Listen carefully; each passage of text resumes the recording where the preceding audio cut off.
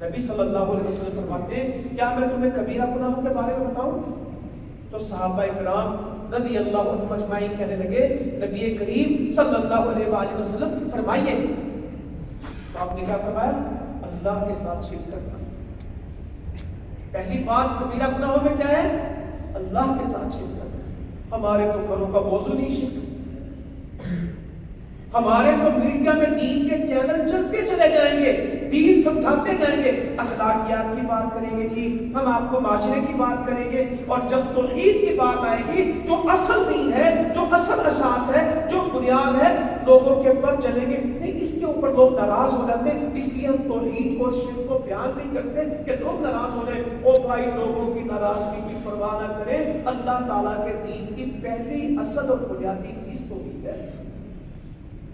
اور گناہوں میں سب سے بڑا گناہ اللہ کے ساتھ شرک کرنا، اس سے بڑا ان الشرک لظلم عظیم، اس سے بڑی کوئی غلطی نہیں ہے، اس سے بڑا کوئی گناہ نہیں ہے، اس سے بڑی کوئی برائی نہیں ہے کہ بندے کے عقیدے میں شرک کرنا۔ نبی مکرم صلی اللہ علیہ وسلم فرما رہے ہیں کیا میں تمہیں قبائل کے بارے میں آگاہ کروں؟ تو صحابہ نے اس کے جی فرمائیے۔ کہا اللہ کے ساتھ شرک کرنا، اور دوسری بات کیا کی؟ والدین کی نافرمانی۔ اللہ کا شرک ساتھ ہی اگلا لفظ والدین کی نافرمانی۔